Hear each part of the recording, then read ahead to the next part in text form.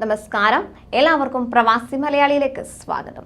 പ്രവാചകൻ മുഹമ്മദ് നബിയെ അവഹേളിച്ച പരാമർശത്തിൽ ഇന്ത്യക്കെതിരെ നിലപാട് കടുപ്പിച്ചിരിക്കുകയാണ് ഗൾഫ് രാജ്യങ്ങൾ. GCC രാജ്യങ്ങൾക്ക് പുറമെ ജോർദാൻ, ഇന്തോനേഷ്യ, മാലിദ്വീപ് അടക്കം കൂടുതൽ രാജ്യങ്ങൾ പ്രവാചക നിന്ദയിൽ ഇന്ത്യക്കെതിരെ പ്രതിഷേധവുമായി രംഗത്തെത്തിയിരിക്കുകയാണ്. വിവാദ പ്രസ്താവനയ്ക്കെതിരെ ഇപ്പോൾ UAE പ്രതികരിച്ചിരിക്കുകയാണ്. വിവാദ പ്രസ്താവനയെ ശക്തമായി അപലപിക്കുന്നതായി UAE വിദേശകാര്യ മന്ത്രാലയം പ്രസ്താവനയിലൂടെ അറിയിച്ചു.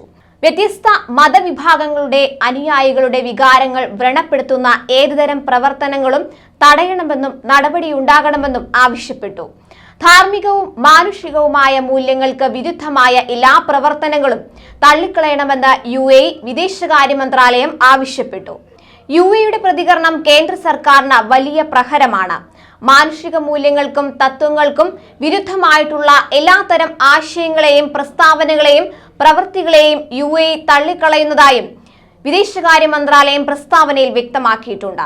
മതവിശ്വാസങ്ങളെ ആക്രമിക്കാനും വിദ്വേഷ പ്രസംഗങ്ങൾ നടത്താനുള്ള ശ്രമങ്ങൾ ഒന്നിച്ചു നിന്ന് നേരിടണമെന്നും സഹിഷ്ണുതയുടെയും മാനുഷിക സഹവർത്തിത്വത്തിന്റെയും മൂല്യങ്ങൾ പ്രചരിപ്പിക്കാനുള്ള ലോകരാഷ്ട്രങ്ങൾ ഒന്നിച്ചു വരണമെന്നും പ്രസ്താവനയിൽ UAE വ്യക്തമാക്കി കഴിഞ്ഞു.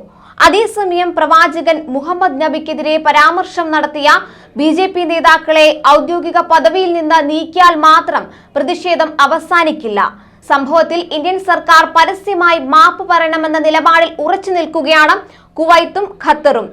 ആഗോളതലത്തിലുള്ള ലക്ഷക്കണക്കിന് വരുന്ന ഇസ്ലാം വിശ്വാസികളിൽ പരാമർശം വേദനയുണ്ടാക്കിയ പശ്ചാത്തലത്തിൽ കേന്ദ്ര സർക്കാർ പരസ്യമായി ക്ഷമാപണം നടത്തുമെന്ന് പ്രതീക്ഷിക്കുന്നതായി ഖത്തർ ചൂണ്ടിക്കാട്ടി. വിദേശകാര്യമന്ത്രി സഹമന്ത്രി സുൽത്താൻ ബിൻ സാദ് അൽ മുറൈഖി ഇന്ത്യൻ സ്ഥാനപതി ഡോക്ടർ ദീപക് മിത്തലിന് കൈമാറിയ ഔദ്യോഗിക കത്തിലാണ് ഈ ആവശ്യം ഉന്നയിച്ചിട്ടുള്ളത്. കുവൈത്തിൽ സ്വദേശിയുടെ ഉടമസ്ഥതയിലുള്ള സൂപ്പർ മാർക്കറ്റ് ഇന്ത്യൻ ഉൽപ്പന്നങ്ങൾ ബഹിഷ്കരിച്ചു. അൽ അർദിയ കോർപ്പറേറ്റീവ് സൊസൈറ്റി സ്റ്റോറിലെ തൊഴിലാളികളാണ് പ്രതിഷേധത്തിന്റെ ഭാഗമായി ഇന്ത്യൻ ഉൽപ്പന്നങ്ങൾ ഒഴിവാക്കിയത്. കുവൈറ്റ് മുസ്ലിം ജനതയെന്ന നിലയിൽ പ്രവാചകനെ അപമാനിക്കുന്നത് അംഗീകരിക്കാനാവില്ലെന്നും അവർ തുറന്നു പറഞ്ഞു.